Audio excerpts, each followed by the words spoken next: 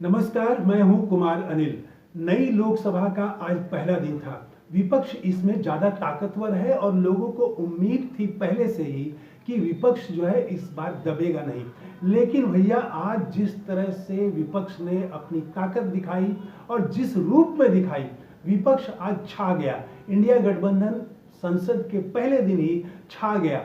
आप जोश का अंदाजा इस बात से लगा सकते हैं कि 77 साल की बीमार सोनिया गांधी भी नारे लगा रही थी। मल्लिकार्जुन खड़गे 81-82 साल के हैं, वो भी नारे लगा रहे थे। तो इंडिया गठबंधन में जो जोश था, जो विपक्षी दलों का जोश था, वो दिख रहा था।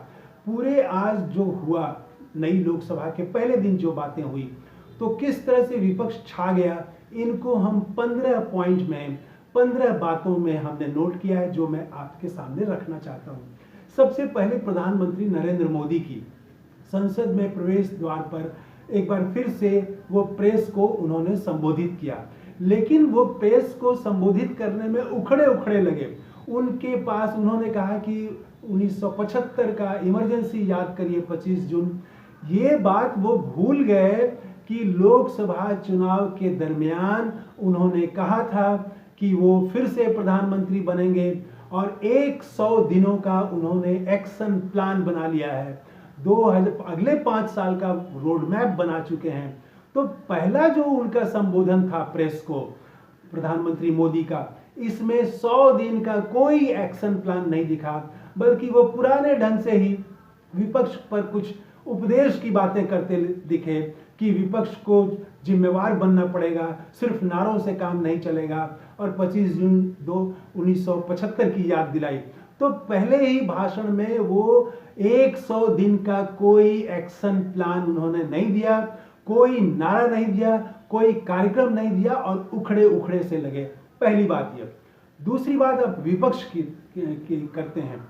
पूरा विपक्ष आज एकजुट था और सदन के बाहर सारे जो विपक्षी सांसद चुन के आए हैं, राज्यसभा के भी सदस्य थे, सोनिया गांधी थी, मल्लिकार्जुन खड़गे थे, सारे सांसद हाथ में संविधान लेके पहुंचे थे और नारा लगा रहे थे, संविधान को हम बचाएंगे, संविधान पर हमला बर्दाश्त नहीं करेंगे, संविधान को हम बचाएंगे, ये नारे लग रहे थे। ये दूसरी खास बात है। तीसरी खास बात मैं आपका ध्यान दिलाना चाहूंगा कि विपक्ष में जबरदस्त एकता दिख रही थी। वो जो नारे लग रहे थे, उन नारों में सारे विपक्षी दल एक साथ थे। उसमें कांग्रेस के तो थे ही, टीएमसी के, समाजवादी पार्टी के, और एकजुटता जो दिख रही थी, ये पहले की लोकसभा में ऐसी एकजुटता नहीं दिख रही थी। सभी एक दूसरे से खूब हंस बोल रहे थे, मिल रहे थे और जोश उनका दिख रहा था इंडिया गठबंधन का। तो ये, इसके बाद अगले पॉइंट में हम बात करते हैं कि राहुल गांधी ने आज तो गजब कर दिया। सदन में जैसे ही प्रधानमंत्री नरेंद्र मोदी शपथ लेने के लिए आगे बढ़े, तो राहुल गांधी ने संविधान की प्रति उनको दिखा दी और उनका दिखाना था कि पीछे जो इंडिया गठबंधन के सांसद थे, सभी के हाथ में आज संविधान लेके सभी पहुंचे थे, तो सभी दिखाने लगे। तो वो जो नजारा बना, प्रधानमंत्री मोदी जब शपथ लेने जा रहे थे और राहुल गांधी ने संविधान की प्रति दिखाई, पूरे विपक्षी सांसदों ने दिखाई, ये ऐतिहासिक चित्र बनने वाला है। इसको बार बार याद किया जाएगा। तो ये अगला पॉइंट था। इसके आगे हम देखते हैं कि अखिलेश यादव भी आज पूरे रंग में दिखे। अखिलेश यादव अपने 37 जो उनके सांसद चुन के आए हैं, उनके साथ वो आए। सभी लाल टोपी पहने हुए थे, अखिलेश यादव खुद भी पहने हुए थे। सबके हाथ में संविधान की प्रति थी। और सबसे खास बात ये कि जिस सांसद को, अयोध्या के दलित सांसद को, कौन लोगों ने गाली दी थी उनके जीतने पर, ये आप जानते हैं। पूरी भारतीय जनता पार्टी के जो समर्थक हैं, उन लोगों ने अयोध्या वासियों तक को गाली दी थी। तो वो अखिलेश यादव एक हाथ में संविधान और अपने दूसरे हाथ में अयोध्या के दलित सांसद अवधेश प्रसाद का हाथ पकड़े हुए थे। यहां से उन्होंने बता दिया कि उत्तर प्रदेश की राजनीति कैसी होने वाली है। मायावती के लिए भी उन्होंने चिंता दे दी कि वो अब जो है, एक हाथ में संविधान और एक हाथ में दलित सांसद अवधेश प्रसाद का हाथ। तो उत्तर प्रदेश की राजनीति में दलित बहुत बड़ा रोल अदा करने वाले हैं, इंडिया गठबंधन, कांग्रेस की एकजुटता, ये सब मिलकर उत्तर प्रदेश में उन्होंने बता दिया कि अब सिर्फ पिछड़ा नहीं, उसमें दलित को सम्मान दिया जाएगा। जिसको आपने गाली दी, अयोध्या वासियों को गाली दी, आपने वहां के सांसद, दलित सांसद को गाली दी, हम उसको सबसे ज्यादा सम्मान देते हैं। अखिलेश यादव ने ये दिखाने की कोशिश की। तो अखिलेश भी आज छाए हुए रहे। उसके बाद एक और मैं पॉइंट आपका ध्यान आकर्षित करना चाहूंगा। देश में सबसे ज्यादा वोट से जीतने वाले कौन हैं? वो हैं असम से कांग्रेस के रकीबुल हुसैन। वो जब शपथ लेने पहुंचे तो बाकी लोग तो हाथ में लिए हुए थे, लेकिन संविधान को छोड़ के जा रहे थे और वो शपथ लेके आ रहे थे। लेकिन रकीबुल हुसैन जो सबसे ज्यादा वोट से जीतने वाले सांसद हैं कांग्रेस के, वो एक हाथ में संविधान लेके उन्होंने शपथ ली। उसके बाद महुआ मोइत्रा पर भी ध्यान गया, जाना जरूरी था, क्योंकि पिछली बार जब उन्होंने अडानी और प्रधानमंत्री मोदी के रिश्ते पर सवाल उठाया था और बहुत तरह के तथ्य सामने रखे थे, फिर उनको एक अलग तरह के मामले में फंसा करके जिस तरह से उनको सदन से बाहर कर दिया गया, वो जाते समय महुआ मोइत्रा ने कहा था कि मेरी अभी उम्र, मैं कम उम्र की हूँ, 49 वर्ष की हूँ, अभी मैं 30 साल आपसे लड़ूंगी और मैं फिर लौट के आ रही हूँ। और वो लौट के आ गई। वो लाल साड़ी पहने हुई थी। लाल साड़ी मतलब प्रतिवाद, मतलब विरोध, लाल का मतलब विरोध, संघर्ष। तो वो और काफी वो खुश नजर आ रही थी और कॉन्फिडेंस तो उनका था ही, वो काफी अंतर से जीत के आई हैं। तो लाल साड़ी पहन के महुआ मोइत्रा भी लोगों का ध्यान खींच रही थी कि जिनको आपने बाहर किया था वो फिर से जनता ने उनको सदन में भेज दिया है। तो ये महुआ मोइत्रा की बात। एक और बहुत खास बात हुई, वो भी याद रखा जाएगा। जब शिक्षा मंत्री धर्मेंद्र प्रधान शपथ लेने के लिए आगे बढ़े तो पूरे सदन में विपक्षी सांसदों ने नीट नीट का नारा लगाया। ये नीट नीट का नारा में एक संदेश है, सिर्फ नीट की बात नहीं है। संदेश ये है कि अब जनता के मुद्दे इसी तरह से उठेंगे जैसे हम नीट को आज उठा रहे हैं, कल किसानों का सवाल उठाएंगे, परसों मजदूरों का सवाल उठाएंगे, छात्रों का सवाल उठाएंगे, आदिवासी, दलितों और पिछड़ों का सवाल उठाएंगे।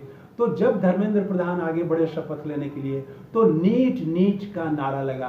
24 लाख छात्र जिनका भविष्य अधर में फंसा हुआ है, जिनकी परीक्षा रद्द करने की मांग हो रही है, वो 24 लाख छात्र आज सुन के उनको अच्छा लगा होगा कि उनकी मांग संसद में भी गूंजी, उनकी आवाज संसद में पहुंची है। राहुल गांधी ने कहा था कि हम आपकी आवाज संसद में पहुंचाएंगे और पहुंचा दिया उन्होंने।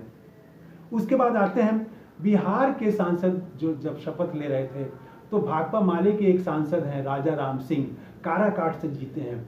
जब वो शपथ लेके नीचे आ रहे थे तब उनका पांव फिसल गया और वो गिर पड़े। तो जैसे ही वो गिरने को हुए तब तक ही अखिलेश यादव बगल में सामने बैठे हुए थे, वो एकदम दौड़े उनको पकड़ने के लिए। ये वीडियो भी वायरल है सोशल मीडिया में कि इंडिया गठबंधन का जब एक साथी भाकपा माले का वामपंथी सांसद जब फिसल करके गिरने लगा सीढ़ी से, तो अखिलेश यादव आगे बढ़ के दौड़े उनको बचाने के लिए कि वो गिरे नहीं। तो इसकी भी काफी चर्चा है कि ये जो भावना है, एकता की भावना, एक दूसरे को सहयोग देने की भावना, ये भावना इंडिया गठबंधन में दिख रही है और पहले से ज्यादा दिख रही है। तो इस वीडियो को भी काफी शेयर किया जा रहा है, ये वीडियो भी वायरल है। और फिर जोश देखिए, जोश ये कि कांग्रेस दिन भर संसद में थी, सदन में थी, उसके सारे नेता, और सब लोग शाम को जब सदन समाप्त हुआ तो सब लोग अपने अपने घर गए होंगे, अपने आवास पर गए होंगे, समर्थकों से मिले होंगे। लेकिन कांग्रेस के नेता राहुल गांधी, मल्लिकार्जुन खड़गे, ये संसद की कार्रवाई समाप्त होने के बाद इन्होंने एक बैठक की। आज से उन्होंने बैठकों की शुरुआत कर दी है।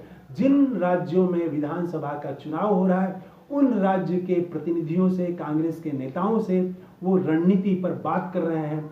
संसद की कार्रवाई खत्म हुई और जाके झारखंड के नेताओं के साथ राहुल गांधी और मल्लिकार्जुन खड़गे ने मीटिंग की। झारखंड में विधानसभा चुनाव कैसे लड़ा जाएगा इस पर प्लानिंग की। ये जोश बता रहा है कि किस तरह से विपक्ष में जोश बढ़ा है।